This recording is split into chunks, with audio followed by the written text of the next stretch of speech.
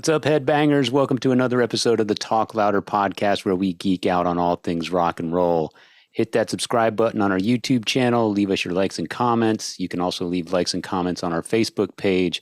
Follow us on iTunes, Spotify, and Instagram at talklouder_podcast. And, of course, our website, talklouderpodcast.com. I'm Metal Dave Glessner, along with my co-host, Jason McMaster. And today's guest is a mainstay in the Bay Area thrash metal scene. If you've heard the movie Murder in the Front Row, you're very aware of this man's work. That movie started as a book, also titled Murder in the Front Row. His name is Harald Oimoen, better known as Harald O. And he's going to share a bunch of his stories today about his time in the pit, his time taking photos of some of the biggest names in metal before they were big. He was also friends with these guys, rode in the van with these guys, and he played bass in D.R.I. for nearly 20 years in the later days of D.R.I. Yeah, so we're really excited to have him today. That's a big point right there. Not only was he is a staple in the Bay Area metal scene and the earliest, like he's one of the seeds that helped it grow into what the legend has procured as just a forest of metal bands and later on all kinds of bands and crossover, and then later on went on to be in DRI for, like you said, a couple of decades. And that right there is like, what? So he's really, I want to, this sounds like a diss, but I'm not dissing him. I want to say he's like a wearer of many hats, but he's not. You know what I'm saying? He's just Harry O. He's just the guy that's there all the time. When I think of the Bay Area scene, I think about, you know what? I think about him and I think of Paul Bailoff. I still think of Paul Bailoff like he's alive. Yeah. Like he's the guy going, where's all the posers? Let's go beat on some posers. I feel like he's one of those kind of like funny caricature type people. And this episode of the Talk Louder podcast is kind of going to show you a little bit into what's happening in the mind of Harald Oimoen. I believe Harald Oimen's name is almost, if you're a metalhead, a real metalhead, it should be a household name. It should be somebody's name you've read 1,000 times minimal in magazines, in special thank yous in all of your album collection, if it's especially if it's a band from the Bay Area. Yep. I don't know if his name is in the special thanks in Kill 'Em All, but in my mind, it is. I think that it is, because he was there in those days. We're going to hear we're going to hear bits and pieces because we only talked to him, I don't know, only 2 hours. Yeah. So we couldn't stop asking questions. I mean, the guy was so full of great stories. And here's the thing, even if you don't know his name, you know his work. If you own Ride the Lightning, you've seen Harald's work. If you own Seven Churches by Possessed, you've seen Harald's work. If you own Bonded by Blood by Exodus, you've seen Harald's work. I mean, his photos have appeared on some of the most milestone heavy metal thrash records of all time. Hold up the Possessed record for us again for the 25th time. Yeah. Seven Churches. I bought this when it came out when I was a kid, and I was always fascinated by the photos on the back. The photos on the back were actually the reason I bought this album. And knowing that we were having Harald on the show today, I was like, okay, I need the story behind this photo shoot. And he's going to break it down and share it with us. Not just read about it in the book Murder in the Front Row, which if you're also a metalhead and you don't have the book Murder in the Front Row, you go to murderinthefrontrow.com and order one now. Of course, you can get it where all fine books are sold. But, you're going to get the lowdown, and thank God that you had your Seven Churches by Possessed record at the ready. I don't go far without it. We can, right, you back pocket, and so we could really get literally from the horse's mouth, from the Harry's mouth, about how it went down and what kind of happened. We got more than we asked for Absolutely. from Harald Oimoen and his legendary stories of just growing up in the Bay Area, born and raised in San Francisco. Let's don't wait any further without further ado, as they say. Harald Oimoen here on the Talk Louder podcast.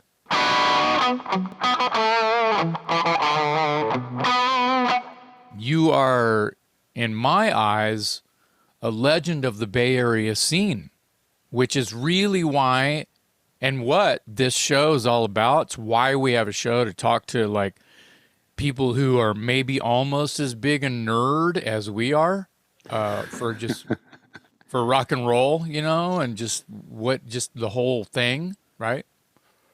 Yeah, blatant. I'm a proud music nerd. I live for music. Like that's the best thing in life. There's nothing that even comes close, I agree. Well, you're in the right house now. Yeah, awesome. You are in the right house, bro.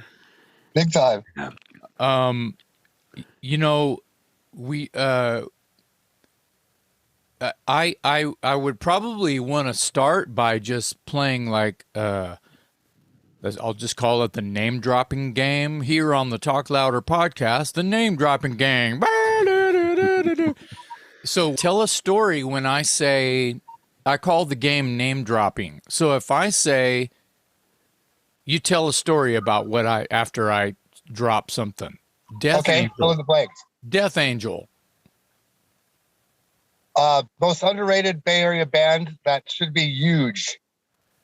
Wow. And I did their first photo shoot ever on some train tracks, and the drummer Andy was 12 years old. Wow. Yeah. Most underrated for sure. That they should be huge. I mean, they have the song. I mean, they're so great. I just seen them like last week at this Aftershock festival with Death Angel or with Testament and Exodus and Metallica. It was just spectacular. And they played for like 30 minutes, and I thought it was going to be like weak because, it was only 30 minutes, but they just came out there and just slayed, man. They're so great.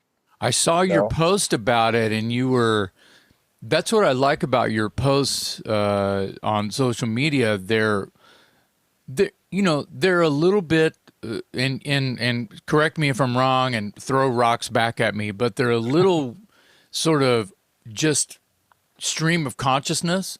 And that's fine because I kind of post the same way. You're laughing. Post the same way sometimes, but you're like, fuck, my legs hurt. I'm too old for this shit. Or something, you know what I mean? And I was like, yeah, but look where you were. You were in fucking heaven. You didn't have legs. You were kind of floating around. It was like a transcendent moment for you with the words that you were saying in between, like, fuck, my legs hurt. God damn, that was the greatest moment of my life. Fuck, I'm getting old. God damn it, they slayed. Fuck, my legs hurt. Yeah, it was all worth it, man. Suicidal, too, on that show. In particular, were incredible. They have Rob Trujillo, bass player from Metallica. His son is playing bass for them. Yeah, Ty. And he's just a monster. Ty, yeah. Wow. Yeah. Wow. Incredible. I had no idea he was even playing. And Dave Lombardo didn't play some kind of scheduling conflicts with Misfits and stuff, but right, I saw they were that. fucking on fire, man. So, oh my God. Who do you know who was standing in for Suicidal? I'm not sure on the drums. Some guy with curly hair and a single bass drum. He was badass too, but they were on fire, dude. I mean, the Ty, the bass player kid, he was like Angus Young. I mean, he was just incredible. Yeah. And I've seen Suicidal probably 30, 40 times. D.R.I. did a tour with them like about probably 7 or 8 years ago, and that was like the best show since the original lineup. I think it was just so good, Yeah. Wow. Well, why don't we talk a little bit about D.R.I. because sure. They have a relationship to Texas, and they have a relationship to Austin, Texas, in particular, by way of Felix, Correct. Whom I can throw a rock and hit someone that my next door neighbor grew up with Felix. So there you go. Oh, small world, right? Yeah. And well, he's a staple South Austin, right? So yeah. Anyway, so Did you replace Josh? My D.R.I. history is spotted, so. I'm actually bass player number 8 in a continuing series, I always just say. I replaced a guy named Chumley, Oh, who okay. was he played on their last studio record they did called Full Speed Ahead, and he unfortunately passed away. But he was like my best friend, and there was a time when me and him were both kind of competing for the bass slot. And before that, I had tried out once before, but I met them back in 1988 on the Four of a Kind tour, and Josh hadn't gotten a roadie for himself, so Spike appointed me as Josh's roadie. So we did a 4-month tour with Creator and Holy Terror across the states, and it was like wild. Because I mean, I'd never gone on tour before. I was a little bit green, you could say. I was a little bit wet under the ears, so it was a huge eye-opening experience for me, and that was just a blast. And of course, look at Creator now; they're still going strong, right? Yeah. Because they were opening for us, and it was funny because Creator were kind of like Ladka from Taxi. Yeah. They were kind of like that. They had never been to the States before, and they were kind of like bright-eyed. And a bunch of people took advantage of them on certain things, and I made sure that nobody took advantage of them again after that. Basically, so to speak. So Right on. but they're still going strong. Yeah. So you were in DRI from what, 99 to 2017 or something like that? Correct. Yeah, that's a really long stretch. Yeah. But Hell yeah. But there's only one album out in that time, or maybe there's one that you're on. Is that right? EP. Yeah, EP. Wait, there's more. Is that what it's called? But wait, there's more. Yeah, there's 3 new songs and 2 redos of the classics, and that was one thing that was kind of frustrating when I was in the band the whole time, because they had no plans of even doing any recording, and I guess this website gave me the distinction of being in a band the longest and never having recorded with them. That's what I would. That's where I was going with that. I was like, man, that's a long run to be in a band and not really have any recorded documentation of it. Almost like it would be a funny T-shirt. The longest bass player who never recorded a song. Exactly. I joined DRI for 20 years, and all I got was this lousy EP. Right. Like that. And I was looking like I was a metalhead stuck in a punk band, basically. I love that. Yeah, I love that very much. And it also, that sort of throws me into my brain throws it against a different wall, but I'm sorry to interrupt. You were going to say something. No problem. Go ahead. Well, Mikey Offender, who played on Dealing With It, yes. I'm actually in a band with Pat Doyle, who's the drummer in the Offenders. Oh, wow. Yeah, we're called Igniter. It's a power metal band, satanic. So it's like Stand By for Igniter. Yeah, sure. We rip off them too. But Pat's great, and he's a punk rock hardcore drummer playing double kick. So right. That's what's cool about the crossover thing is you don't get old playing one style of aggressive music. You die young and you don't. Right. Another thing was, so there's Mikey Offender, who also, I want to say, worked with MDC before he passed away. So there's this connection with Texas and San Francisco Bay Area by way of Spike. I want to say that at some point, members of DRI, I'm not sure who, were living in Houston. Yep. The band started in Houston. Okay. Yeah. Okay. Yeah. Thank you very much. And the whole reason that DRI moved to San Francisco is that MDC had just moved there and told them they could eat for free at the soup kitchens, and they could live in the park and everything. Which I guess they didn't have a bunch of food programs like that out in Texas. So they moved out there so they could eat, because I guess eating was, just getting the next meal was tough. Kurt used to live in a tree in Golden Gate Park. Wow. He lived in a tree. He didn't have a home. He was homeless. He'd go on tour, and then Spike would tell me stories that they would sleep underneath cars waiting for the soup kitchen to open. It was pretty rough back then. So I think Kurt's still in Houston, right? Yep. Yeah. Okay. All right. That was the connection. Sorry, kind of a little bit of a brain fart, and totally. Had to make a U-turn. I have to.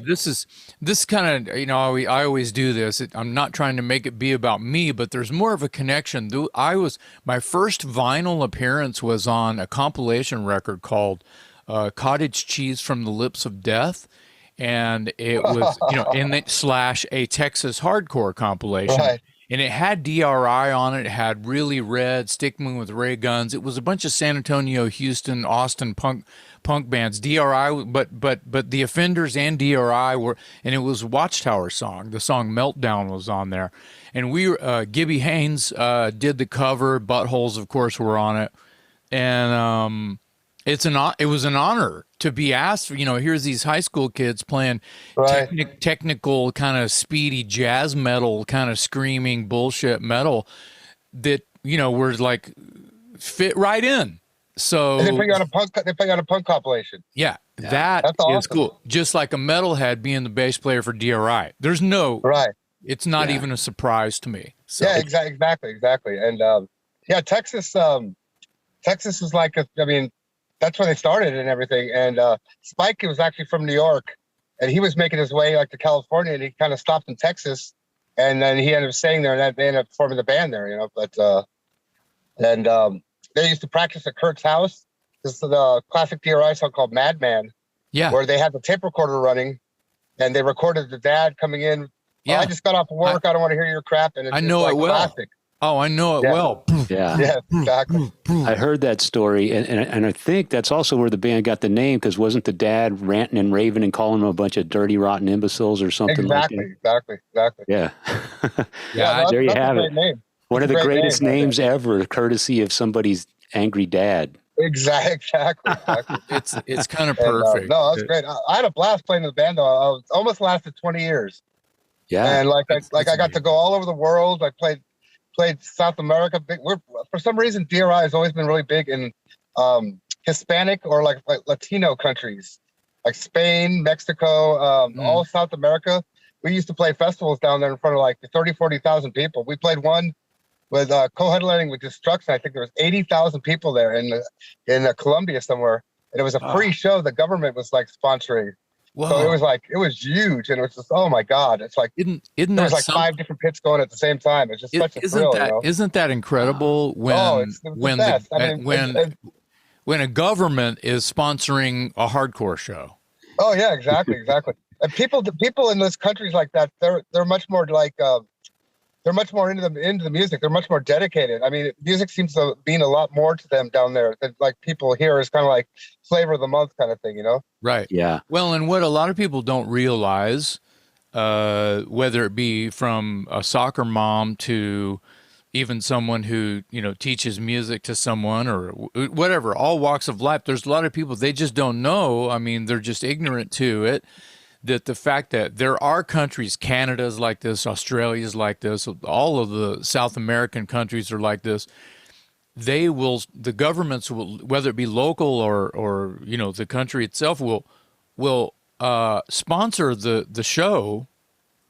Yeah, and the arts too, anything art related kind of. Yeah, exactly. Yeah. Art related, and here's the deal: it gives someone a job, at least for the day. For a few days, for a week, especially if it's in like at a soccer stadium or something, they got to clean that, they got to prepare it, they got to strap shit down, they got to move shit, they got so that is incredible, just by all in the name of art. Oh, yeah. Completely. I wish our government would do that more. That was my point. Yeah. Instead of spending all this money on fucking war and weapons and fucking a bunch of bullshit we don't need, it's like right. Well, that's all fear-based. America is the most scared country. Hands down. Scared. Especially now, more than ever. Right. Yeah. We don't know which way is up. Anyway, we don't do politics. We don't really talk. We don't really talk COVID or anything. That's great. I'm so happy. Me neither. Yeah. I can't stand it. Yeah, so we just like hang out and talk about exactly the shit we got. All right, let me throw another one. Let's talk about probably the greatest documentary ever made, in my opinion, is Murder in the Front Row. Your hands are, how much, I'll buy the hat off your head. How much you want it for? That's awesome. It's one of a kind. It was made by a fan. Oh, incredible. Yeah. So here's the deal. There was a one night only showing. Signed by, Nice. It was a one night only showing. I had to go see it. I ran into, a bunch of metalheads there, of course. In Texas, you mean? Where you're at? Yeah, in Austin. It was one night showing, screening, and I shed tears. I was so awesome. It was incredible. Thank you, man. Yeah, man. Like when Kirk was saying, saying the things that he said, he was crying. I was crying with him. Oh yeah, for sure. That is, tell us about. I want to just go back to the reason that I really was excited. Even just inside my own head and heart. He would be awesome. I want to have Harry O on the show because, all of these reasons just flooded. But one of the big ones was, and Murder in the Front Row, the book and the film are only a year, 2 years old. Yeah. How old's the book? The book's 12 years old now. Yeah. 12 years? Yeah. 12, I think 12 years. And the movie is about 2.5, 3 years. That book has been out for 12 years. Isn't that hard to believe? Where did the times go, right? But why didn't I know about it until just a handful of years ago? I'm not sure. God, I'm sleeping. We crammed it down people's throats for a while. It sold close to 50. I think we broken 50,000 copies we sold now too, which is amazing. Wow. Maybe it was the movie came across my my brain and then I was like, oh, there's a book. Oh, what? But I think I did hear about the book before the movie, but the movie probably triggered a lot of energy towards and vice versa. Correct. Yeah. Well, I'm proud owner of the book. You were in Texas with D.R.I. How long ago? There's a point to me. There's a point to me asking. I swear you were in Texas with D.R.I. or with Kurt, with one of Kurt's bands, or how long ago was it? That could have been the Four of a Kind tour in '88, but I didn't start playing with them until '99. So when was the last time you were in Texas? That would have been '99, I think. Wow. Really? Been a while. You need to come back. All right. So that blows that out because I must have had some bad information. No, but I'm pretty sure we met in San Francisco when you came and played the Rock on Broadway. Okay, so I don't know if you remember that, but I took a bunch of shots to you guys. I don't know if you went to KUSF afterwards, but we had a Ron Quintana connection, I think. I did, and we can talk about that right now. I was going to wait, but we can talk about that. So Ron Quintana booked Watchtower a few shows in the Bay Area, and that would you guys were badass, by the way. Thank you. You guys were fucking incredible. Well, thank you very much. And Sigmund and the Sea Monster, dude, playing Hemisphere shit. That fucking blew my fucking mind, dude. Oh, thank you. Well, you nailed that Geddy Lee shit, dude. And thank you, dude. Before I forget, not to go off subject, but this is Rush connected here. We're going from tangent to tangent. Primus is playing Farewell to Kings in its entirety. They were just here. I saw them 2 nights ago in Salt Lake City. I've known those guys for years, and tonight they're playing the Greek Theater again, and it was fucking so amazing, dude. Wow. The music. I mean, they just nailed the music. They went and got the double neck guitars. Yeah. Les has a little trouble hitting that high register, which you were really good at, by the way, Jason. You could fucking nail that shit. But a couple of times he hit the high register, and the whole crowd would go, ah. And it was so fucking awesome. They had the double necks. They got the Rickenbacker Ligeti and the Gibson for Larry, and they were so fucking killer, dude. Wow. I can't rage about that. It was one of the top 2 or 3 shows I've ever seen in my life. Total goosebumps and body rushes the whole time, man. It's incredible. That's crazy because I've been seeing pictures exactly the way you just described it, and been seeing photos online and fan reviews and stuff like that, and I jumped into a couple of threads asking about exactly what you just touched on about. Is Les gonna sing Geddy like Les?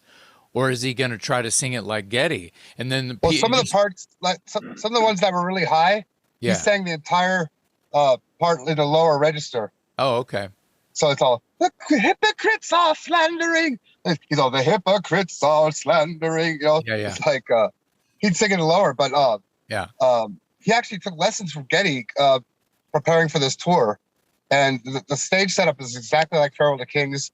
Herb, the drummer. He got set up with his. He had this buddy of his, Tim Sawyer, another drummer guy. He set up his entire drum kit. He's got the tubular bells and the wind chimes and the little coconut things and all this stuff. Oh, it was so. You didn't get a chance to see it, huh? Either of you? No, it was just in town a few weeks ago, and I saw the same thing that you're describing. A bunch of people posting on social media saying, "Oh my God, it was amazing!" And It these was so people good. and these people And are I mean, obviously Rush geeks, so you know I'm a total they know Rush what geek, they're. but Yeah, I mean, the cool thing is that Rush took Primus on the road with them for I think on the Roll the Bones Bones. Test Yeah, Echo tour, I saw that tour. yeah.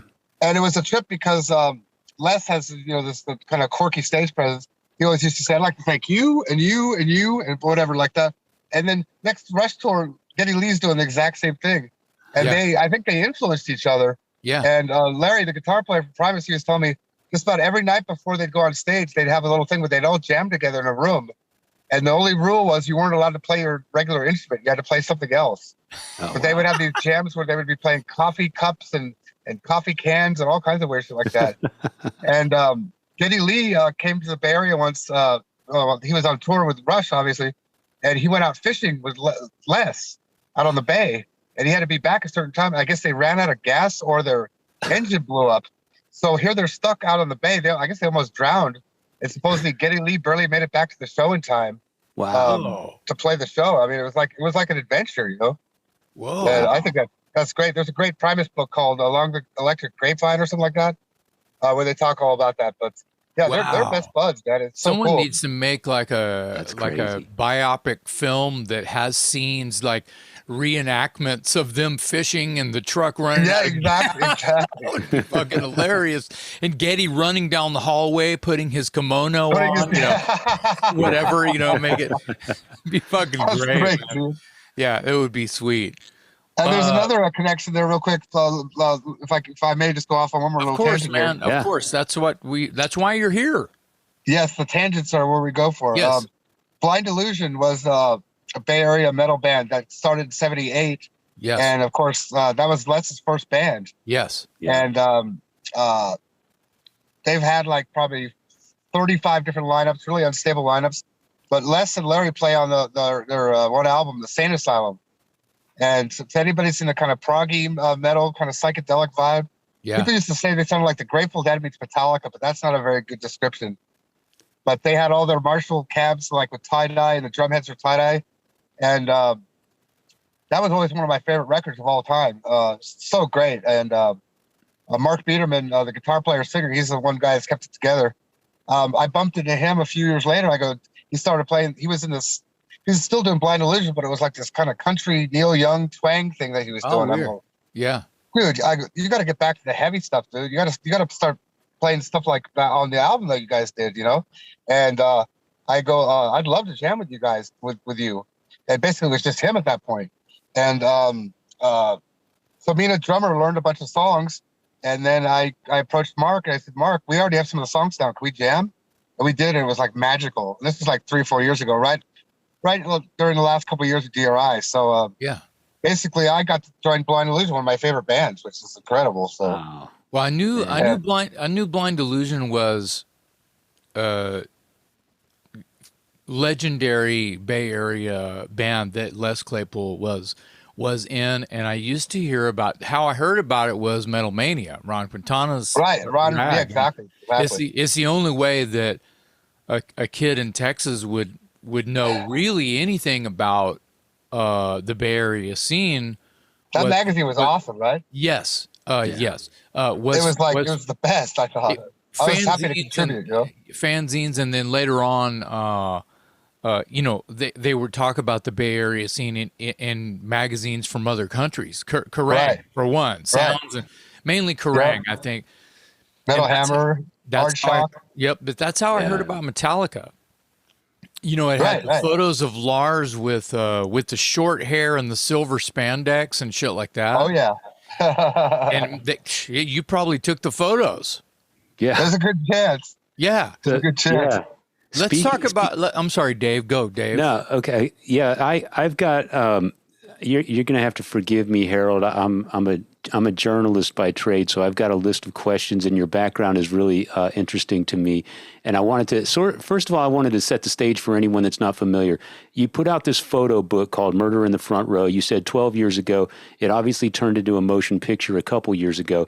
In that book, there are all these classic metal photos, some of which people are very familiar with. I looked at the cover and right away I recognized that photo of Jeff Hanneman. And I'm like, I've seen that photo before. I think it's on the Hell Awaits record. And I was wrong. It's on the inside of the Hell Awaits record. It's on the sleeve. And then the Paul Bailoff photo, I'm like, that's on the back of Bonded by Blood. Bonded by Blood, yeah. And sure enough, it is. So here's my question. And then I want to get to Possessed in a minute here too. Sure. Since we talked about Larry Lalonde here just a bit. Yes. But Larry. your photos, the Hanneman, the Bailoff, I recognized them right away from some albums. So what other albums would we know and recognize your photos from? Well, the Cliff Burton shot on the back of Ride the Lightning. You got a half hour. It's going to take him a half hour to. Okay. Touch on some of the bigger ones. Like, okay, Metallica, Cliff Burton on the back of Ride the Lightning. That's a great one, by the way. Thank you. That's one of my favorite ones. He picked that out himself, and he liked it because he was doing the cool string bendy on it. He's really stretching the string on that, and that was a thrill. That was probably my first major photo published on a record, and I was just so thrilled just to see my name on the credits. They put like Weird Harald O, and then the only bummer thing is when the Exodus came out, they didn't put my name, no thanks, no photo credit or nothing. So that was kind of a bummer. I was just devastated. So that kind of leads into my next question. Those photos now, this is the early stage of all these bands' careers, and you're an enthusiast in the pit with your camera. The Metallica especially went on to gigantic, huge things. So back then in the day, did you get paid for these photos at all? Or was it just an honor for you to be, sort of selected to have your photo appear on an album by a band you loved? Yeah, no, basically that's kind of part of the problem with being friends with some of the bands is they kind of expect it for free and stuff. But after Ride the Lightning ended up selling 5 million copies, I thought to myself, if I got a penny album, I'd be doing pretty well. But I never really got paid much. But I'd say through the years, all the Metallica shots I've got, they use them in magazines and a bunch of VH1 specials and MTV, and they're still using a bunch of my stuff for like Gibson has they did have a thing called Icons. Yeah, talked to like Kirk and Dave Mustaine and stuff. They used a bunch of my shots, but I've done pretty well off that, and the book continues to sell really good. It's amazing after all this time. Ian Christie, the publisher, he's a great guy. I'm just amazed that it continues to sell. I get a quarterly check for good chunk of dough every quarter, and it's like it blows me away that it still has those legs. It's still going. Yeah. So I'm not surprised whatsoever. Honestly. Yeah. Well, thanks, man. I appreciate it. Because there's a lot it came out so great. I'm really proud of it. Yeah, there's a lot. Of course, it's beautiful. Dave's holding up the Possessed record, so Seven Churches. Tell me about this photo shoot, because when I was a kid and I bought this album, this is the same copy, by the way, Possessed, Seven Churches. The reason I bought this album was because of these photos on the back. Oh, wow. I took one look at this band and I went, holy shit, this is the most evil bunch of dudes I've ever seen. And it was the photos that sold me. So wow, that's awesome. What a compliment, man. Oh, well, that. Yeah, no problem. I mean, look at those photos. Now tell me, what do you remember about this photo shoot? And particularly, I've always loved the photo of Larry with the smoke, and it looks like he's perched precariously on top of his amplifiers and whatnot. Yeah. Tell me about the photo shoot and the staging for it and how you got some of these effects on these photos, because it sold me right off the bat. Awesome. Thank you, man. It's the ultimate compliment. I appreciate that. Basically, their manager, Debbie Abono, was she was like an older lady. She managed them, and they'd had a party at their house, like pretty much all night rager. And we did the photo shoot the next day for some reason. She managed Exodus and Violence, correct? Yes, exactly. And so we were still going strong. Nobody had even gone to sleep by that point. And she had these big styrofoam chunks in the backyard that were like leftover.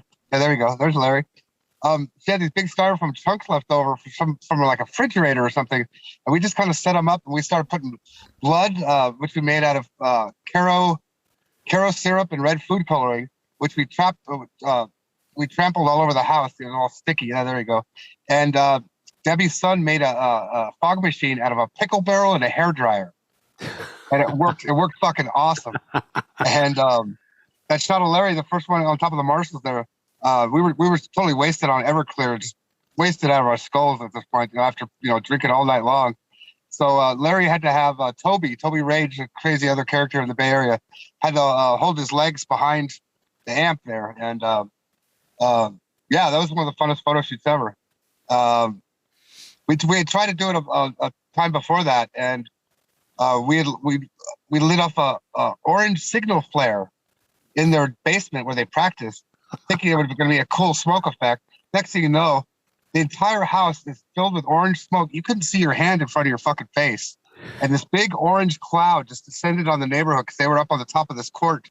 And it was hilarious. All of a sudden, here's Debbie. I bump into her in the hallway because I couldn't see her. She's like, "What the hell are you guys doing?" And it turned out to be like a signal flare that you'd have in the ocean for a boat if you're like stuck in the ocean. And it was the completely wrong thing to do, But and then the same first time we tried it, I had him standing in front of like a hibachi barbecue, and with the flames coming up and stuff. And then there was this that didn't work out very well because it looked really cheesy. And a couple of the outtakes, you can see the barbecue. It makes it even funnier. And you can see the barbecue. But yeah, Hell's Barbecue. That's Yeah. But and then there was this big upside down cross that they had laying around too. And so the deal was, let's light it on fire. Yeah, fire. Good. Yeah, fire. So we did that. And then Mike Suss, he lit his drumsticks on fire, and basically, and they didn't like the background of the shot of Becerra for some reason, because it looked like somebody's backyard, which it was. So there was like a grassy hillside in the backyard. They went and took whiteout and whited out the background. You can tell it's whiteout in the picture too, right? Wow. And there was some website that had a chat room.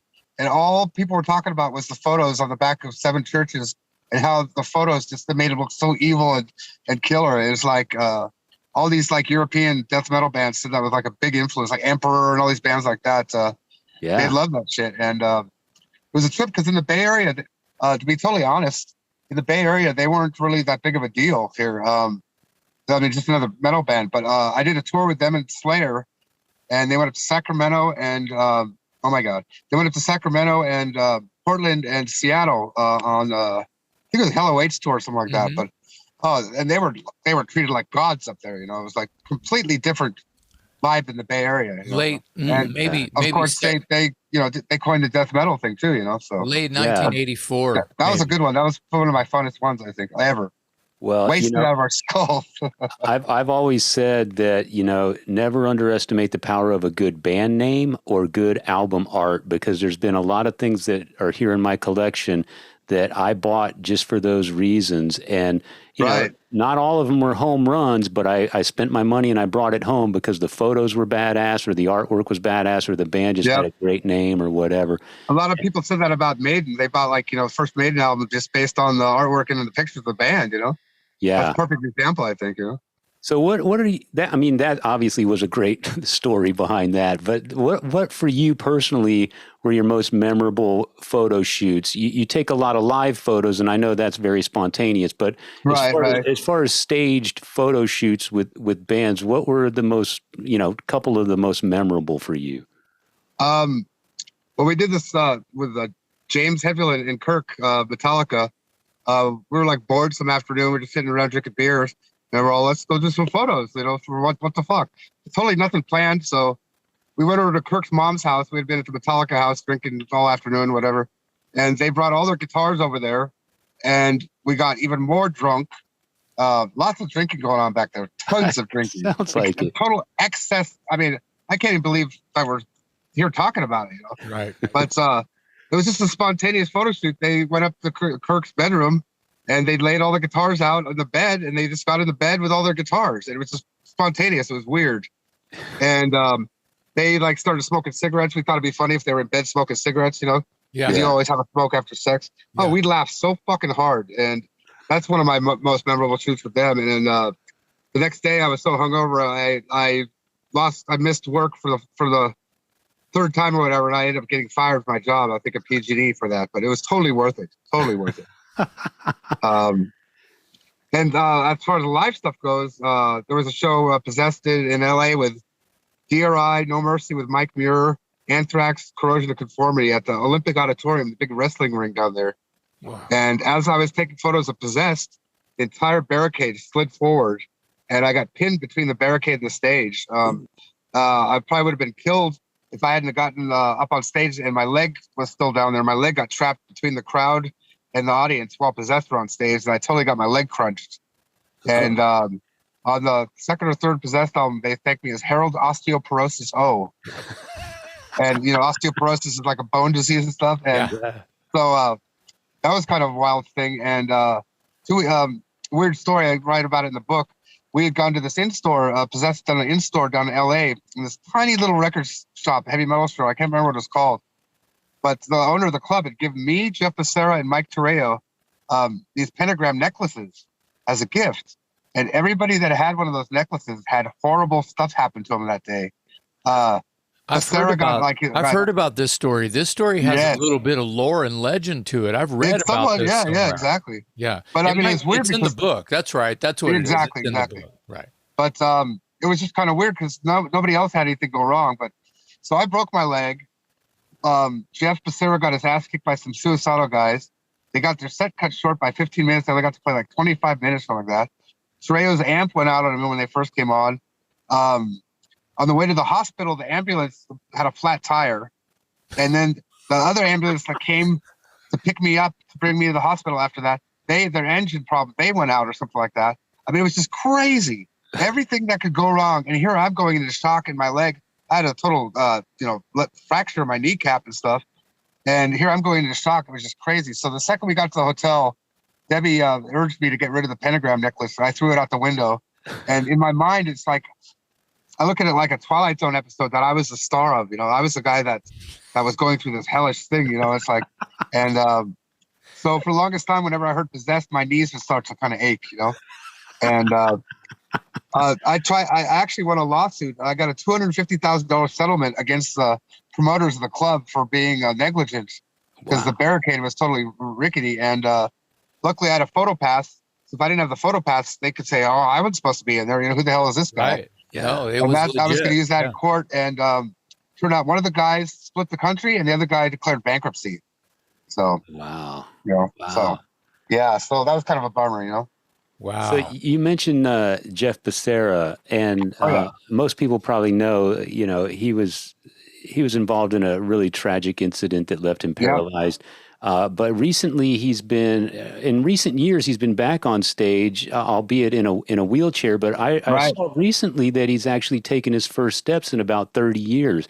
That's what I heard. That's amazing. Yeah. Do you still hang out and talk to him, or do you have any connection with him that you could? So let's have an update on Jeff from you as someone who's close to him. Yeah, Jeff, he's just had a rough life. I mean, when he was paralyzed in the wheelchair, basically his music career was over at that point, and we didn't really keep in touch. He wasn't in the music scene whatsoever, for the longest time. But then he started getting, he started this, it's like a motorcycle club, this NYDM, New York Death Metal, I think it is, and he started this thing where he was like the president of this club, and there's all these chapters all over the states and stuff, all over the world, I think. And so he kept in touch with the metal scene for that, but then he kind of got the itch to start singing again. And Possessed, they tried to reform once or twice before. We called him Repossessed, as Mike Terreo and actually D.R.I drummer Walter Monster Ryan played in the early lineup of that, and that kind of fizzled out. But he always wanted to revive the band, and then he found this other band. I can't remember what they were called, but it's almost like a Richie Blackmore of the first Rainbow. He kind of stole the other band and just got rid of the guitar player. I think that's what Jeff kind of did with Possessed. He stole the band and just got rid of the singer or something like that. I heard about that. I even think that they came through Texas, and this was some time ago, I think, but it was him in the chair, but he had, what it was is there was an opening band that had a singer, and then the singer would leave and Jeff would come out and they would be Possessed. Yeah, that kind of a, and I've seen Paul Diano has done that too. And there's been a bunch of bands do that where there's just same band for 3 hours and changing singers, right? Right. No, and he's all on one bus, only one band with 3 singers on a bus, It's well, of kind course they do that in South America a lot, but no, Jeff's great. He's doing great. I couldn't believe that I heard that he walked again. Yeah. And that's just amazing. He's a great guy. I mean, to be honest, back in the day, I thought he was kind of like a troublemaker. He was like kind of I used to call him a teenage version of Paul Bailoff because he would always kind of stir shit up back then. But he's changed a lot as a person. I mean, he's the greatest guy, and we get along really good now. They opened up for Mr. Bungle probably about a year and a half ago at the Warfield. Wow. And I had the Satan mask, and I introduced him. I went out on stage and introduced him, and I did a photo shoot with him. But Jeff's great. We totally reconnected again. And that new record's fucking ripping, man. The new Possessed is really good. Yeah. I think it's much better than the old Possessed. There's a couple riffs on the first Possessed record that I always used to think it sounded like they were making a mistake, but that's the way the song goes. You know what I mean? Yeah. Well, they're getting technical on you. Yeah. Too technical. Yeah. Well, I'm glad. I was glad to hear that Jeff is walking and hopefully. Yeah, that's amazing. Like a miracle, man. Yeah, it'd be great if that's a permanent thing, and maybe he's back on his feet on stage someday. Exactly. In due it's a satanic time. miracle. Yes. Hail Satan. Maybe he finally got rid of that pentagram necklace or something. I don't know. And all of his doctors. Because obviously he didn't give up, and he I guess I think I saw something that he had a few operations fairly recently that were helping him, get to where he is now, and that's just, I mean, thank God. Yeah, that's great.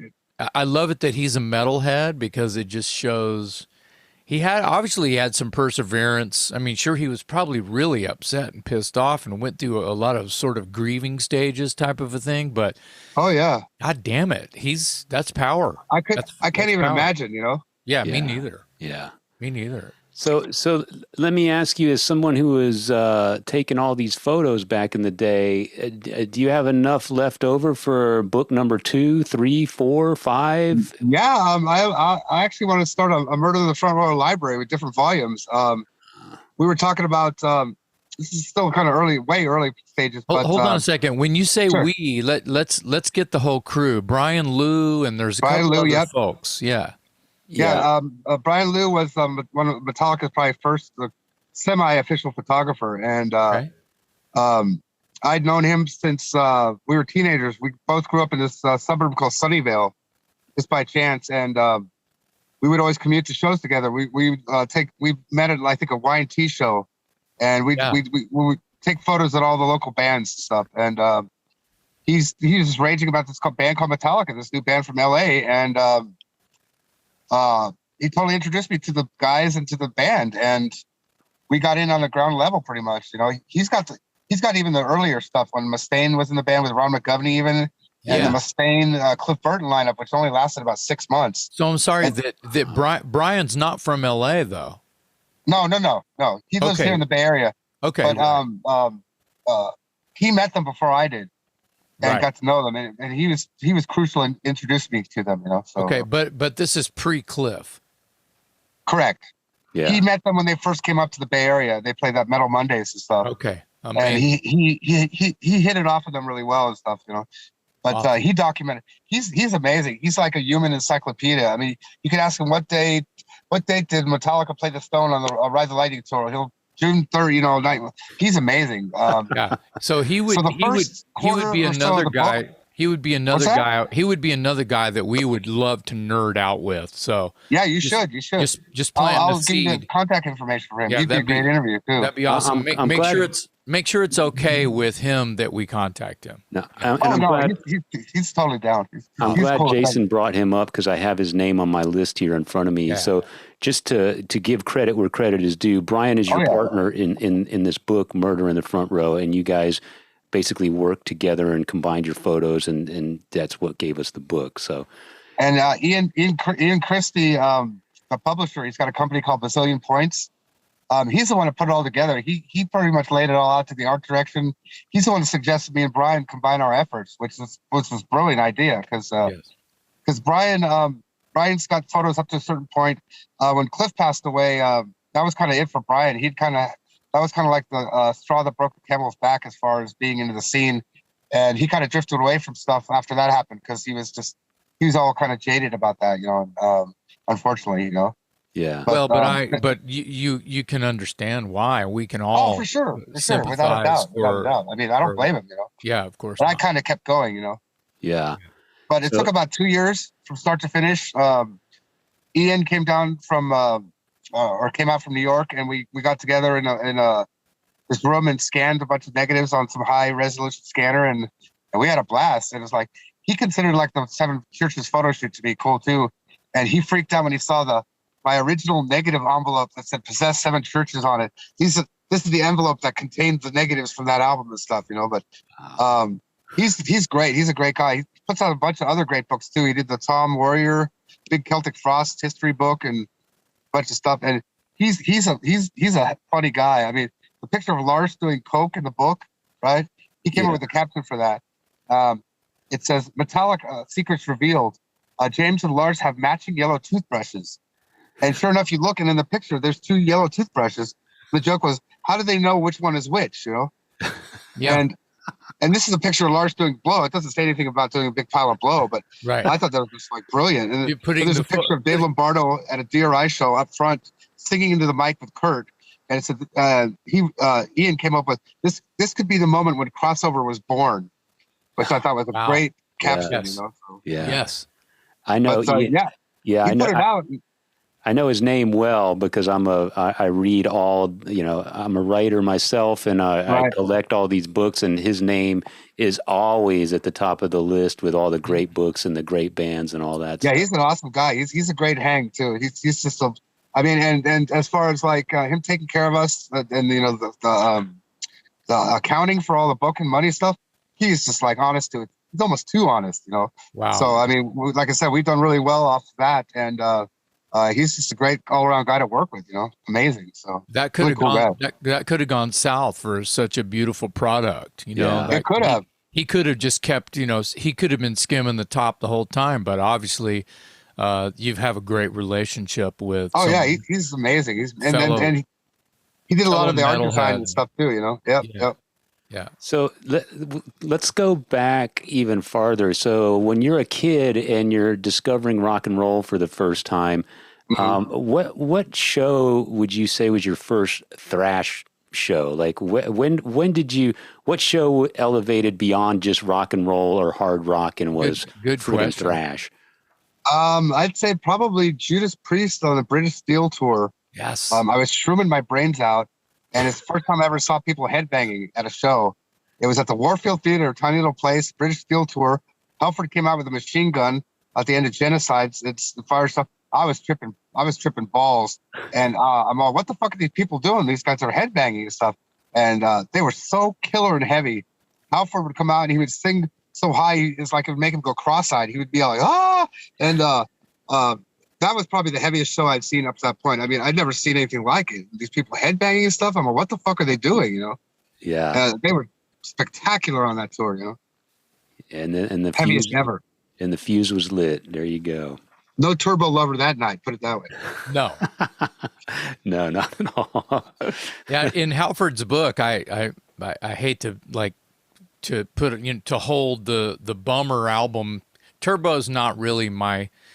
I mean, obviously, it's the kicking dog for you too. But in Halford's book, he says, and this just gave me another reason to even kick it again. I mean, I can listen to anything with Halford singing on it. Even his worst moment, I can still listen to Halford because his voice is same here.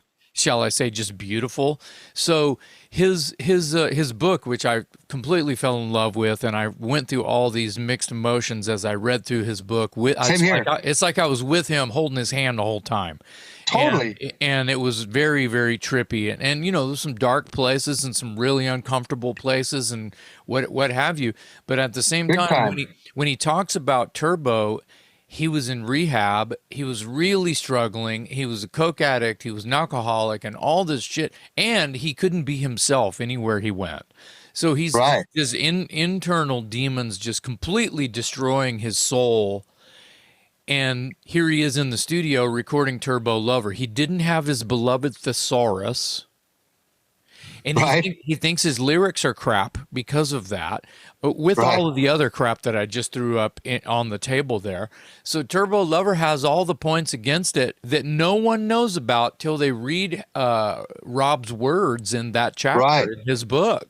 It kind of makes a little more sense, right? Yeah, I love Yeah. Turbo Lover, and all these people love the record, and I'm going, man, something's gone awry here, and it's my spider senses that are telling me this is not the record.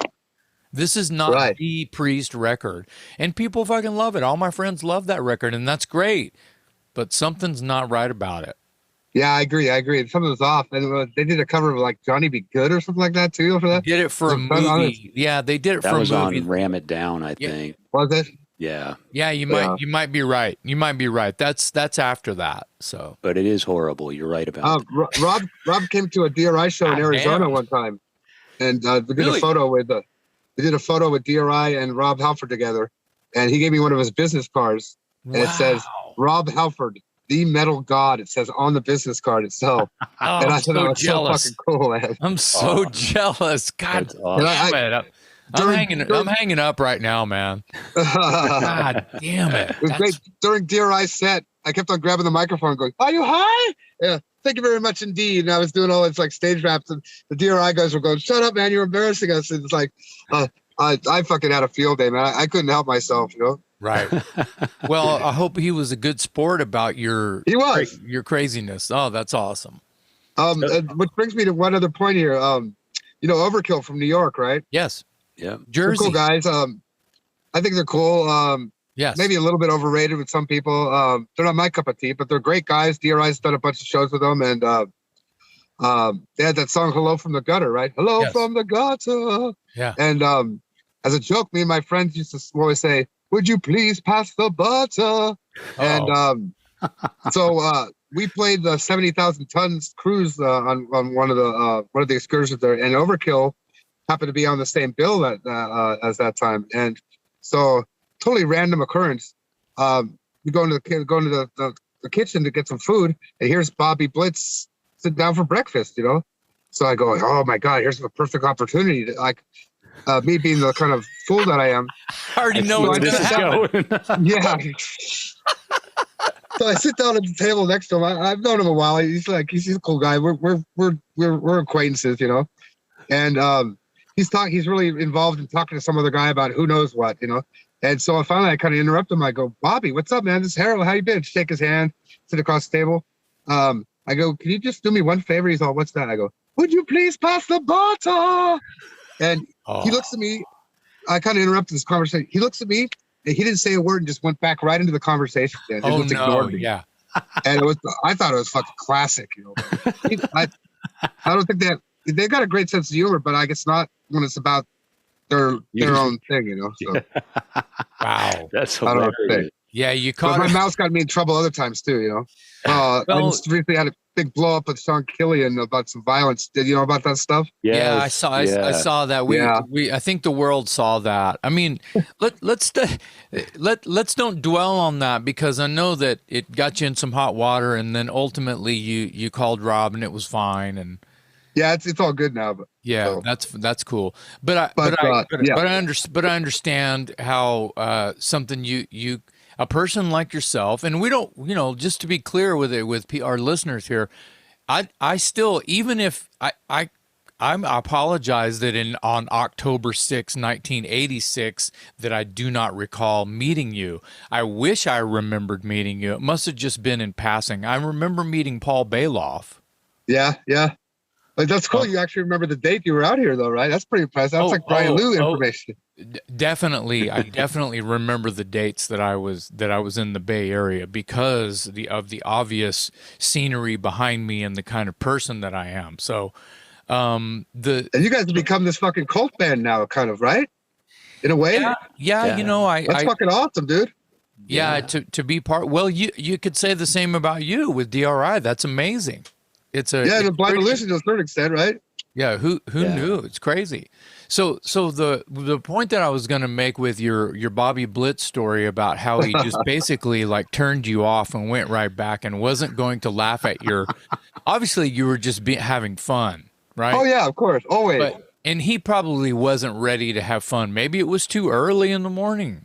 It might have been, yeah. I personally am a huge fan of Bobby Blitz, and I think that he's done some incredible things for heavy metal. But at the same Totally, time, great guy. yeah, Best guy ever. yeah, awesome.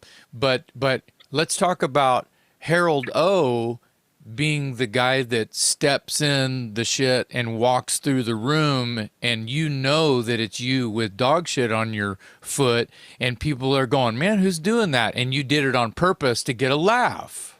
I mean, I don't know you, but I see you as this like, you know, you're very stream of consciousness and open-minded and very young at heart to be Right straight. on.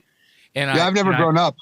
I love that about you. I just want to say that. I love that about you, that you're just easygoing, Harald O, and you are what you are. And the good, the bad, and the ugly, whatever has transpired after you fumigate the room with your words, your smells, your masterpiece collection of photographs of the mighty Bay Area scene from top to bottom. Thank you so much, dude. Yeah, dude. It's well deserved. My hat's off. I mean, just continue being yourself, even if you get in a little bit of trouble. Just keep being Harald O. I wouldn't change a fucking thing, man. Don't do it. As long as you know when you have sort of like rubbed someone the wrong way, you can turn around and go, "Whoops, dude, I'm sorry. I wear my shit. I wear my shit on my sleeve. I apologize." You know, big time. Literally wear my shit on my sleeve. Yeah, you're from a G.G. Allen show.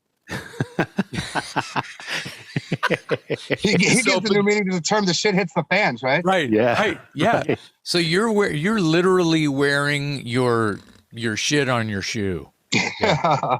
Yeah. And you're that kind of guy. And I think that the people that you've per se grown up with, they know that about you.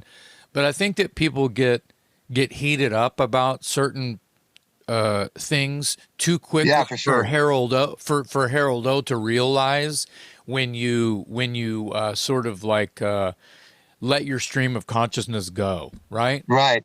And I think that people like you just have a giant heart and a giant mouth. Yeah, you're right. And it's fine. And it's fine, Harald. It's fine. It's totally fine. I appreciate that. No, that's me in a nutshell, dude. You nailed it right there. I just want everyone to know one of the biggest reasons that I wanted you on here is because I've been hearing about you since I was about 19 years old. Right. Now, when I want to play the drop, you know, let's switch gears just for fun. So sure, it's going to be more of the same shit. But right. When I say kill them all, what do you shed tears? Does your heart beat faster? What happens when I say kill them all? It just brings me back to a different headspace when thrash really didn't exist, and that was like the blueprint, kind of, you know what I mean? Yeah. And I'd heard the demo, you know, for a while with Mustaine, and then Kirk came in and kind of made it, you know, did some of the similar stuff. But yeah, I think kill them all. I think like this, just like teenage youth. Silly lyrics, you know, bang your head banging lyrics, and yeah. I just think of a golden time when like we didn't really have much responsibilities, you know, and they were like they were like our band, you know what I mean? Yeah, they were like our brother band, and when they started getting big and going, you know, around the world and stuff, it got kind of I didn't like that. It's 'cause I didn't want to share them with the rest of the world, you know. Because they were like this one Bay Area thing that was so heavy. I totally understand that. I get that 100%. They belong and the to naivety, the naivete of like youth, you know, this comes through on that. And plus the photo on the back, they're all got acne and stuff. You know, it's like somebody called them the ugliest band ever. That photo doesn't do them really that good justice on the back. But yeah, it just brings me back to the birth of the scene and how exciting it was. You know, it was so exciting because there was nobody that played music like that back then. You know what I mean? Yeah. So it would be completely safe to say, and I just feel like I'm talking about shit the whole world already fucking knows, but you know, I feel like Because it's talked about in the book in many occasions. Murder in the Front Row is what I'm pertaining to. All the bands who saw Metallica play the Stone, that first time, Cliff's first show or whatever it was, or shit, even with Ron at, like you say, Metal Mondays or whatever. Yep. I feel like there was a lot of people, like the Death Angel guys, the Legacy guys that ended up becoming Testament, that, Eric Lannon and all his crew from Mordred, Oh, yeah. Yep. and just all those guys, and more and more and more, who saw that show or those two shows in particular. It made them go, oh, well, I want to go form a band. Or it made them go, oh, I'm going to go home and call my guys and we're going to write some faster songs. Oh, yeah. Definitely. Or you decided to quit. Maybe not. You know what, Dave? I'm going to call out and I'm going to say, no one quit.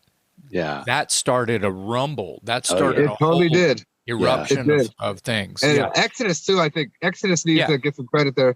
They were more of the heart of the Bay Area scene. When Metallica started going over to Europe and stuff, Exodus was always here, and it seemed like any given night you could see them playing at Ruthie's and Possessed for $5. And that's of course where the title came from. Yeah. And I know the song well. Yeah. Yeah, we've actually talked about doing a second book. Adam Dubin, the guy that directed the documentary. Yes. He did so many hours and hours of interviews with everybody that never got used. So we were thinking of maybe doing like an oral history of Bay Area thrash and take all of the interviews that weren't used in the movie and do another book with all of that stuff printed in there. Yeah. And I think Ian was the one that came up with it. So Murder in the Front Row, the next line of the song would be Crowd Begins to Bang. And the next line after that is we're going to put ... and there's blood upon the stage. So that's what we're thinking of calling the book part 2, because that's almost the next line in that song, So, yeah, perfect. But we've talked about doing it. It's a lot of fucking work, man. It's like, Yeah. especially to do it right, because exactly. it's I mean, the editing and everything in this, people aren't, I sound like I'm talking shit about metalheads, and I shouldn't, because it's very normal to find that metalheads are highly intelligent, hyper intelligent people. Oh, for sure. With giant. Look at us, right? I mean, we're like, I have an IQ of like below average, right? So we're way up there. If you combine all three of us, I can relate. If you combine all three of us, we get close to a third grader. Yeah. Yeah, we could start a daycare for sure.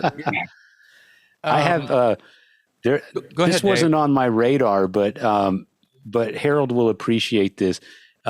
Being a chronicler of the Bay Area, I don't know if you can see over here in this black frame in my background, right above the Aerosmith poster, there's a white sheet of paper.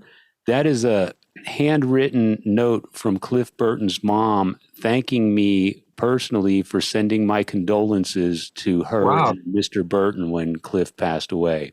How cool is that? It's one of my prized possessions. That's awesome. She was the nicest person you could ever want to meet, man. She was just so nice. And when that happened to them, I felt so bad for them. And then on top of that, they had lost another son before that. Cliff's brother passed away. It's just, that was a pretty heavy time going on there in the scene. And it was a trip because nobody in the Bay Area, we were all so young, nobody had really ever dealt with death before, it never crossed our radar. Yeah. And we thought we were like invincible, we could jump off PA stacks, no problem, do, whatever, And that was a big wake up call. And Brian basically got all, that was enough to make him, bail on the scene. And poor Corrine Lynn, his girlfriend at the time, talk about devastating, Things were going so great for them too. They were on this upward trajectory. Yeah. I did this interview with Cliff once. I go, so where do you think you'll be in a couple of years? You're going to be up there with the priests and the maidens and stuff like that? He says he tries not to think about it, because then if it doesn't happen, he won't be disappointed and stuff like that. But he was such an awesome guy. His parents were so nice. And Ray, he kind of went on to become like a heavy metal ambassador. Yeah. Representing Cliff and stuff. And I got to know him really good the last few years and stuff. He's got to be like the coolest most genuine, nicest guy you could ever fucking meet, you know. And it was so sad when he passed away. Right before that, we did a panel at Metallica did a couple of symphony shows out here. Yeah. And in between the two shows, they had a thing called the Day Between, and a bunch of Metallica fans got together and had like a party. And so me, Ray, Burton, and Mike Borden, we were on a panel and we did a Q&A thing. It was really cool. But oh yeah. And Ray's caretaker was Casey Ramirez, and she's awesome too. She's like making sure that Cliff's legacy is taken care of and respectfully taken care of and all that stuff. Because I mean, it's really weird when somebody passes away like that, and you start seeing like vultures kind of come in and try to like make money off of the name and stuff. And we wanted to make sure that shit didn't happen. You know, make sure that's interesting. That's something that I am a little. I don't seem like I'm acting surprised, but because your last statement is true. But when you think about Cliff becoming, whether he wanted to be or not, he was quickly becoming this living legend. And then he passed away. So when you think about the release, you think about the summer of '83, 3 years later, Cliff is gone. Yeah. I know, it wasn't very long, was it? Yeah. No, it was a snap. It was a bang. He was responsible for a lot of their success and stuff. And he, as far as in the band goes, his role in the band was kind of like the elder statesman. He was a couple years older than them. Yeah. And they would always kind of look to him for guidance stuff. If there was like some stupid thing they were arguing about, Cliff would set him straight and say, this is bullshit. And he was so honest, brutally honest about stuff. If something bugged him, he'd tell you it bugged him, you know. He never held anything back, and that was one of his best qualities. And so sad when he passed away, because he was the only guy that like smoked. You know, we smoked herb, and he was the guy I could kind of relate with the most. And he was just like he was like a hometown guy, you know. And he hated to be called a rock star too. He hated that. Well, that's what he was a musician. He wasn't a rock star, you know. Yeah, that's what I'm talking about. I feel like he was carrying a lot of like people were. I don't want to call it pressure, but he was looked upon as this, like, you know, as this, and he probably hated that because he was just a dude. I'm just a dude. Yeah, and I'm not sure if I believe in reincarnation or not, but if there is such a thing, Cliff was wise beyond his years. If there is reincarnation, Cliff had many, many lives before this, and that's what made him such a like a wise kind of soul. And he just like, I don't know, it's like the thing with the bell bottoms and stuff. He didn't give a fuck what anybody thought about him, you know. If he thought it was cool, it was cool. And he was just fucking greatest guy ever, you know. He used to call me up to get like shrooms or acid, because they used to go up and do these jams up in the city, this place called Maxwell. Okay. Him and like Jimmy Martin from Fillmore. There would be like no power. They'd have a generator. They'd take tons of shrooms and acid, just get wasted. And they would jam for like 10 hours straight. And that's where they ended up scattering his ashes too. But yeah, that was a huge deal when that happened, man. And it's like, I think about him every fucking day, you know? Yeah. Yeah. Well, it's hard not to if you are who we all are here, as well as a lot of our listeners here as well. Big time. And one last thing on Cliff. I had a dream about 6 months ago where he was around. He was alive again, and it was so weird because it was like everybody kind of knew something had happened, but nobody really questioned it. We were so happy to have him back, and it was so awesome because it was just like hanging out with him again. And I kind of woke up quickly. And, you know, when you have a dream and you wake up in the middle of it, you remember a lot more of it. But it's like, it was so amazing. And it was just like hanging out with Cliff again. It was just so great. I was almost like crying afterwards. And I'll never forget it. I told Cliff loved Black Sabbath, right? That was like probably his favorite band of all time. Yeah. I told him that since he had been gone, they had just put out another album with Ozzy. Ozzy returned to Sabbath. He's all, Ozzy's back at Sabbath? Wow.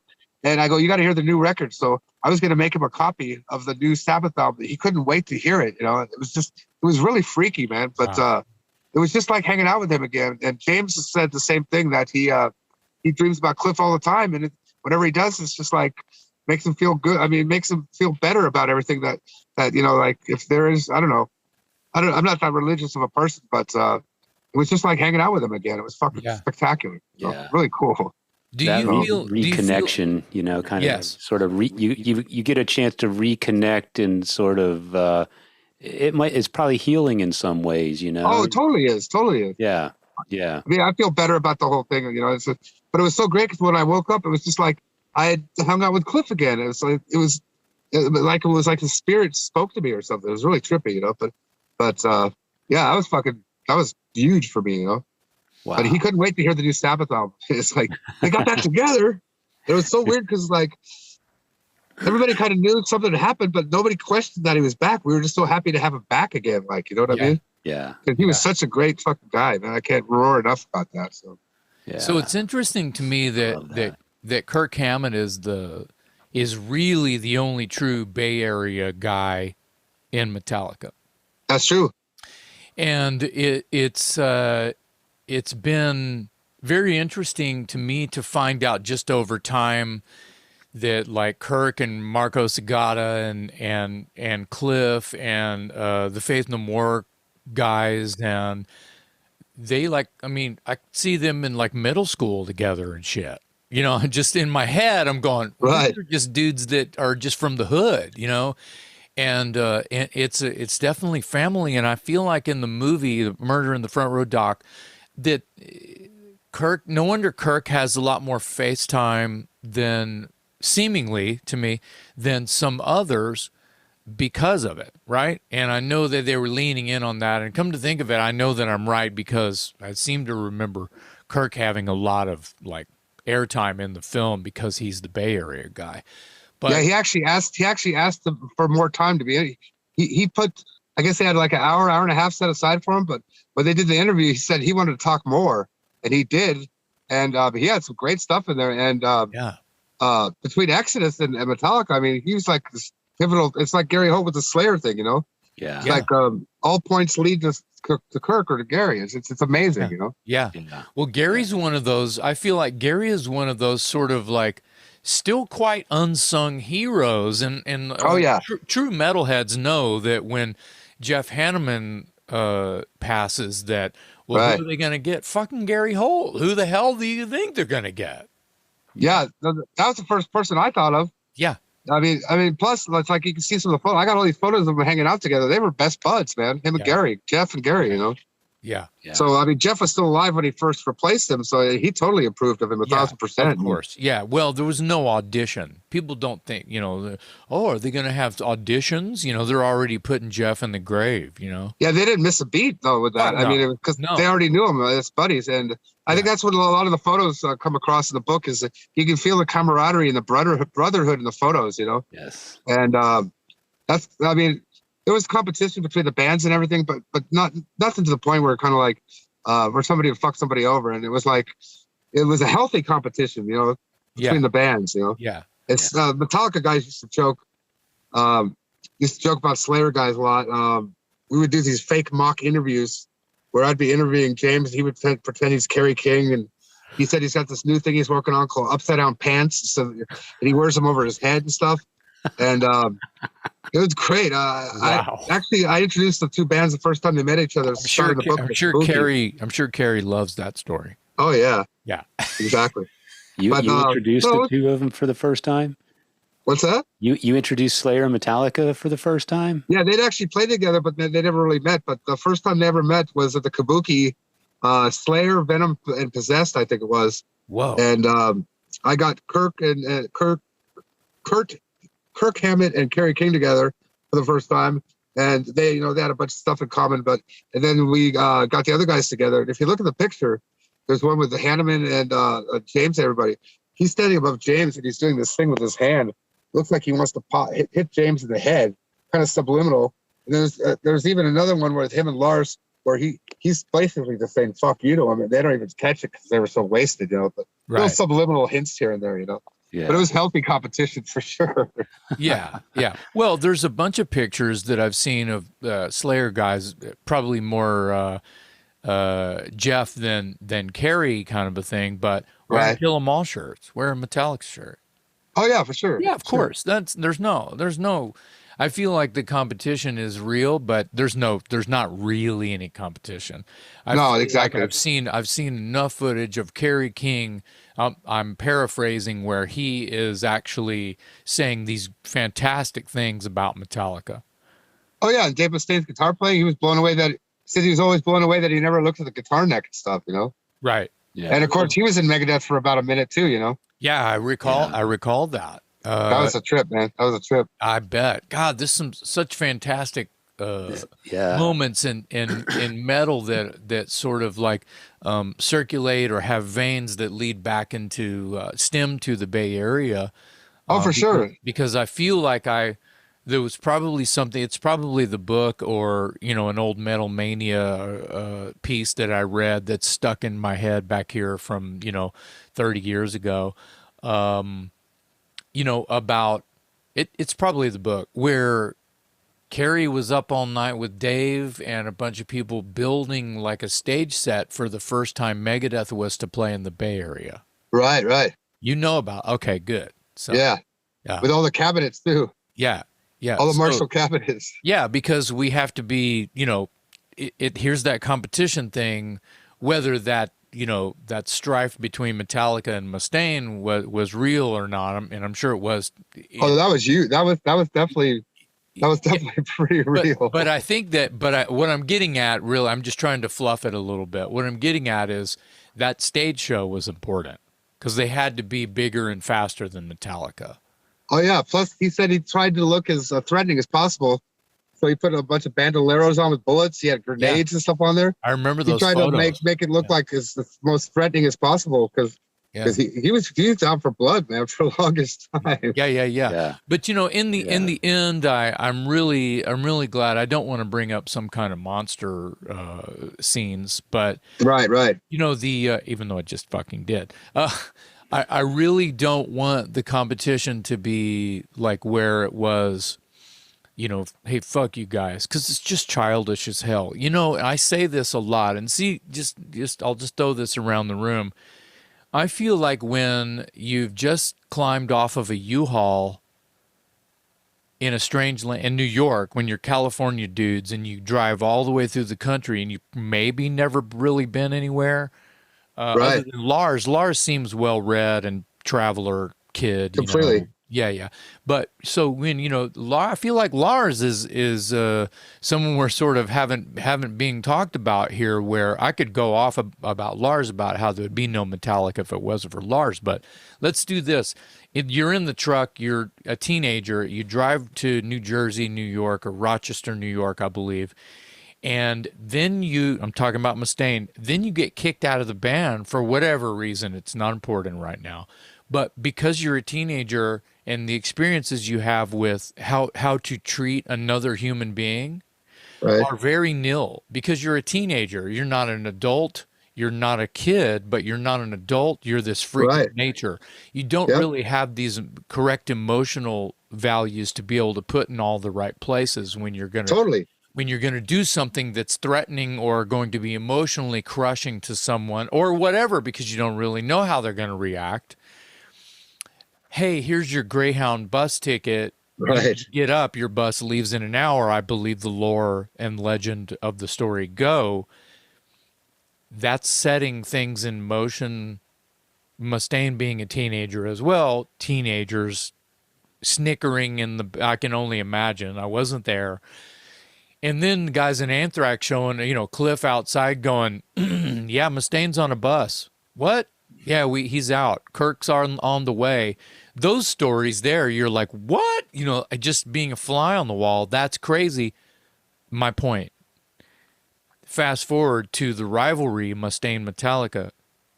It has to go away at some point because once you grow up into a person, an adult, which I'm still waiting for that to happen. Same here. You figure out any minute now. I think my clock stopped. Yeah. You figure out a lifetime of a broken watch. Yeah. So you guys hear what I'm saying? It's like I'm glad that at the anniversary show was at the Warfield, Fillmore. The Fillmore. Thank you. Yes. I'm going to imagine you were there. I bet all of that stuff just goes away. Tell us about the Fillmore 30th anniversary. Yeah, that was spectacular. One thing about Metallica is they really know how to pull out all the stops and they do things their own way and really unique stuff. But it was 4 days. they were going to play every song that they ever wrote. Basically, I think they didn't repeat one song one night. They'd have like a marching band come out and do Seek and Destroy with them. They had all these amazing special guests. Basically, all the cover songs they did, somebody from the original band came and played the cover songs with them, like Ozzy and Geezer, blah, blah, blah. Wow. And Merciful Fate reformed for that. Oh, and that was just spectacular. And I went 2 out of the 4 nights. The third and the fourth night, I actually had to go on tour with D.R.I. So I was able to see the first 2, luckily. But the second night, when they Merciful Fate reformed, they were so tight-lipped about it. It was so secretive that even a bunch of people I worked for Metallica didn't know about it. And they had to sneak King Diamond through the Chinese restaurant down below so nobody would see him. And up to the minute Lars announced them on stage, nobody knew they were going to fucking play until then. It was like, and then, wow, we got a special treat for you tonight. It was just amazing. And they had Jim Brewer there, and they had like a game show with Metallica trivia. Jim Martin and a bunch of their old friends got up and talked and stuff. And they covered up all the posters with pictures of themselves and stuff. And they basically took over the Fillmore for like 4 days. It was fucking incredible, man. Best ever. Do you stay in touch with Jim Martin? Not so much. I saw him at a party about 2 or 3 weeks ago, and he's pretty much out of music completely. He's raising a family. Yeah. And he got back together with Infectious Grooves probably a couple of years ago. He just popped up there every now and then. But I was in a band with him for a minute or two called Satan Love Puppets. It was like a joke, spastic children kind of band. And Jim is a trip, man. I've never known anybody like him. His playing is like, the only way I can describe his guitar playing is like sideways. And he's a trip, man. He was like Cliff Burton's best friend, basically. You know, yes. And he's just a really interesting individual. You know, the red glasses and the flying V, and the Satan Love Puppet stuff was classic. It was just stupid. It was like dumb, like made the Mentors look like like math rock compared to that. But we did that for about 6 months, and it was definitely a learning curve. You know, being in a band with him. The reason I ask is because he's a much loved but highly reclusive sort of guy, and right. I always thought he was us that are outside of cool. Yeah, those of us outside of the circle of friends that's probably this big, have no idea what he's up to. Last I heard, he was a pumpkin farmer, and yep, he was doing that for a while. Yep, he did a record. He played Milk and Blood too, that our drummer plays on. I'm in a band called Jesus Crisis, and our drummer Joe. Great name. Played in a band with him, that Milk and Blood album, that solo record he did, pretty good. And I probably could have been the bass player, but I stupidly introduced him to Ron Halsener from Trouble. Yeah. He's a bass player too, and he ended up playing with him, so that was a big mistake. But Jim was a classic guy, man. He's hilarious. Jim played guitar on, I don't know if he was on every song, but I think he played like a second guitar on a Presidents of the United States of America album. Oh, really? Wow. Yeah. What a trip. Yeah, I see his name on there, and I don't know of any other Jim Martin. And when I listen to the songs, I'm going, I could see that. Sounds like him. I could hear that. Yeah, I think I hear Jim Martin on there. That may need a fact check from upstairs. Hey, you guys check. Oh. Yeah, I'll call him right now. I'll just pay phone right here. But hey, Jim. You got a pay phone. They were never the same after he left. I mean, he was like the missing ingredient, the metal flavor that they needed. Totally agree. Yeah. And they never had a stable lineup ever since then, basically. So. Yeah, I totally agree. Let me go off on a tangent here. We've been talking music, but you're known as, besides a musician, obviously as a photographer. So when did you first get interested in photography, and did you have any role models? Like, whenever we have guests on the show that are musicians, they tell us who their first guitar hero is, their first favorite singer or whatever. Did you have anybody whose work you admired in the photography field that you sort of modeled yourself after, or how did that all come about? Basically, I thought concert photos were amazing. And there was a guy I went to high school with, this guy named Randall Corey. He used to have snapshots that he would sell me. I used my lunch money and buy photos from like these Stay on the Green concerts they'd have. And I was kind of fascinated by it. And I said, hell, I could do the same thing. What the hell, right? And so I started bringing my camera to shows. And back then, you didn't have a photo pass. You could bring in any kind of camera you wanted. You could, take pictures have a big zoom lens, whatever. And it was cool. But then I guess the music industry kind of started frowning upon that because I guess that photography thing was cutting into their tour book sales and all that stuff like that. So little by little, it got harder to get cameras in. And there's a guy named Jim Marshall that shot a bunch of stuff in the 60s and 70s. Yeah. He was kind of a hero. And it's funny that you asked that because there's a gentleman. Oh, I shouldn't say gentleman. He's a fucking prick. But okay. We can go there. I think I know who you're talking about.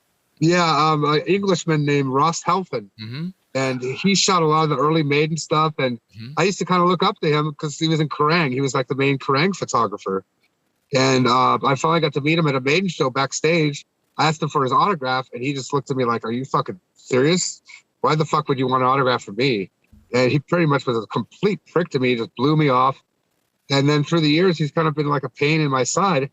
I'm trying to get a photo of like Hetfield and Tom Araya together at Dan the Green the day before the gig. He goes and tells security I'm not supposed to be in there. He has me like kicked out and stuff. Rock and Roll Hall of Fame. They flew 150 of us, their best friends from back in the day, out to Cleveland. Metallica did, put us up in a hotel, paid for the airfare and everything. Best weekend of my life almost. It was amazing. Wow. Here's Jimmy Page from Led Zeppelin talking to Metallica. And I go, wow, this is fucking incredible. I had my camera. And I started taking a picture of them together. You know, this is legendary, historic moment, right? Oh, yeah. Halfin is there. He comes up and puts his hand in front of my camera. He goes, no. No, you're not getting this. And he tried to like stop me from taking photos. And then I couldn't believe it. I go, dude, you don't have the exclusive. Who the fuck are you? And I almost fucking wanted to pound his ass over this stuff. And we almost got this. I mean, I figured I didn't want to cause a scene because, you know, everyone's having a great time and everything. So I was so pissed off. I was going to send some pizzas to his hotel room, you know, a bunch of pizzas, you know, that old gag. And then a couple weeks later, I wrote him this email. And it's like the most scathing, shit-talking email that I've ever written in my life. I was almost like shaking after I'd written it. But it basically said, you're a fucking prick, and you give photographers a bad name, blah, blah, blah. You're a stuck-up cunt. I hope you die from a coronary tomorrow. Contrary to what you believe, you didn't have the exclusive at the Metallica party, blah, blah, blah. And he was so proud that he had pissed off somebody so much like that he put out a book of Metallica photos called The Ultimate Metallica. And he printed my entire email on the very last page of the book. He wrote a letter from a fan and printed my entire scathing email in full. And I thought it was great that he was so proud that he pissed off somebody so much, you know. He's like kind of known to have a, you know, he was just like an ornery, kind of grouchy old fuck, you know. Yeah. But I just thought it was great that he actually printed my entire email word for word. But of course, he didn't give me the joy of having my name as being the person. But everybody knew it, and I thought it was fucking classic. So he didn't. He was not chicken shit to print your email. He was chicken shit to say who it was from. Exactly. He didn't want to give me the joy of doing that. He you know, I mean, we can all agree, just as fans, it might be a little more difficult for you because you're biased to step away from it and go, he's a great photographer. He's done a lot for rock music, and of course for Metallica and for Iron Maiden. He's sure. Well, you know what I'm trying to say, right? You know, benefit of the doubt is I'm giving you just as much as I'm giving him, and it's terrible that you had that experience. You were a guest of Metallica, right? Yeah. So, you know, there was a moment happening, you know, Jimmy fucking Page walks in and you're there as a guest of Metallica. It was like, what if James Hetfield's mom was there going to take a photo? Would he have done the same to her? Fuck That's true. That's a good point. I mean, I don't know what he would have done. No, I'm sorry, Mrs. Hetfield, you're fucked. I don't fucking think so. So to me, it's the same. You've known James longer than he has. Oh, big time. What I mean, if you're gonna like sort of like, you know, kind of like cut it down to the skinny here, and I feel like I'm not talking shit about Ross Halfin. I know you are, but I am totally talking shit. No, I know you are. Gleefully. But I'm not. I'm the peacemaker here, if anything. Trust that. Right. But I hear you. But the point is this: that's a terrible mishap. That's terrible that shit happened. He totally like crushed me when I was little. I mean, I looked up to him as a photographer. And and he was just like a complete jerk. And it's like, why does he got to be like that? You know? Well, they say don't meet your heroes, right? That's true. That's a really good point. Yeah, so it turned into one of those. You don't want to meet Superman because he might be a dick, and then you go meet Clark Kent and he might buy you a sandwich. And you wish you hadn't met him because like you'd rather have remember him like the way that you thought he was before that, right? Yeah. That's a good point. That's a really good analogy, man. It's just one of those things, and yep. I don't want to. I'm not patting myself on the back, but the Peacemaker. I am. Really what I'm no, trying I'm kidding. Yeah, you should. You should. Hey, everyone should pat Harald on the back because he's now been a fantastic motherfucker of an episode on the Talk Louder podcast. Harald, awesome. we could go for 4 more hours. Easily. Yeah. Put out that second book and we'll do this again. Well, we don't need, here's the deal. We don't need to wait for another book. If there's other shit that me and Dave want to talk about, we're just going to call you and book you again. You should. Yeah. You guys have been great hosts too. I mean, like we said at the beginning, I mean, like we live for music is our life basically. Yeah. You know? Yeah. Well, exactly. there's so much just about the Bay Area scene and the things that have happened there and just the whole, I mean, there's so many things we haven't talked about. There's so many bands that we haven't mentioned. We didn't really even, break the surface for the Legacy Testament thing, the Exodus years. We could probably spend half hour on talking about Bonded by Blood. Oh, easily. Yeah. A week. Spend a week on it, Right. I mean, dare I say song by song breakdown or something. Yeah. Yeah. Anyway, exactly. It's just amazing. You're in Oakland. Yeah. Yep. And you're born and raised in Oakland. I was born in San Francisco and I grew up in Sunnyvale, but pretty much lived in the Bay Area my whole life. Yeah. Okay. Yep. Yeah, that's got what some I thought. deep roots here. Yeah, Raiders or 49ers? Neither. Not much of a sports guy. Okay. I'm on your team, Harold, because sports are not even on my radar. I'm Raiders, just for the record. No, that's lots of people I know are way into it though. It's like over the top. Kind of enjoy it precariously through them, Yeah. And that's a good way to be happy because they're happy, right? But if I could do a quick plug, I'm in a band now called Jesus Crisis. I love that. And we're like how can we find you? How can we find you first? We got a Facebook page, did a couple of videos. We did a demo we're still kind of working on. Okay. We did a song called Fuck the Virus. Alex Skolnick from Testament lays down a ripping solo on there for us. Oh, yes. And very soon, we've been working on a video. We have a song called Murder in the Front Row.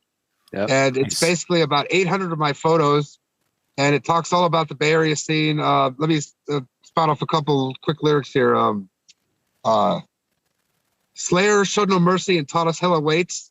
Possessed were still in high school and they had shitty grades. Yeah. And it's just basically just about the Bay Area scene, how we hated posers like evil bands like Slayer. You mentioned, you name check Motley Crue and Poison specifically because I heard the song this afternoon before. Oh, there you go. Exactly. Awesome. Exactly. Yeah.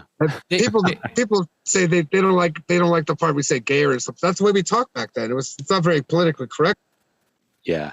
Yeah. Hey, you muted yourself, Harold. You muted yourself. Unmute you. I just got another call. There you go. All right. Yeah, Jesus Crisis. We got the demo we're working on, and I'm also in a Sabbath tribute band called Backstabbus. Okay. Saw that as well. Yeah. Awesome. Hey, Harold, tell us one more time how they can find Jesus Crisis. You can find it on Facebook. We got a page on there, and then Okay. Murder in the Front Row, the video should be out in about probably I'm not even posted tonight, so keep an eye out for that. But it's got about 600 shots of mine in there, and talking about the whole scene and everything. It came out really good. I'm real proud of it. So do you have a personal website? I should, but I have just on my Facebook. Just look me up. Send me a friend request if you want to see photos and stuff. And there's a lot of photos that you've taken of just the Bay Area scene over the years that are flying around on your Facebook. People could. Oh yeah. I mean, aren't you afraid people are going to go and do they have watermarks on them and stuff? They should. If I was smart, I would have done that. But it's like, what the hell? see watermarks on stuff and it like ruins the photo almost, I think, takes of away course from it. But of course it does. But you know, these are trying times, and you know, some of those people might want to rip those off, and if there's a big fucking watermark across it, they can't. Yeah. There's not that much you can do about that, unfortunately. I mean, I used to sell snapshots. You can make copies of the prints, but I mean, you can only control that so much. You know what I mean? I'm going to make a huge poster of this Larry Lalonde photo and sell it on eBay. There you go. Yeah.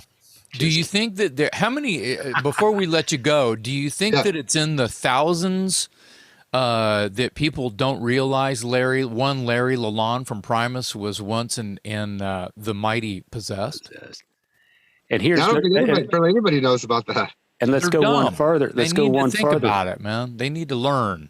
And we can go one farther. Larry Lalonde is also behind the theme music to South Park. Is that correct? Well, that is correct. That's Primus. Yeah. And Blind Illusion. Yes. Yeah. He was in Blind Illusion too? Yeah, he plays on the Larry record. was? I think you'd mentioned that earlier. And I it's so many things firing at me right now. So Larry's the greatest guy ever, man. He's always taking care of me. And I love his guitar playing, man. Oh, yeah. He's so unique, you know. And even when he was in Possessed, we'd be sitting around like I don't want to say the campfire, but that's kind of what it was like at the back of the band and stuff. You could name any song from any genre of music, and he would play it like note for note, like all the song all the way through, man. He's a really talented guy. He's the greatest guy. He's one of the coolest friends I have, I think, you know. Wow. Really cool guy. Wow. And now he's doing Alex Lifeson to a fucking T, you know. Well, see, anyone who can do Alex Lifeson to a T, because Alex Lifeson is kind of a one of a kind.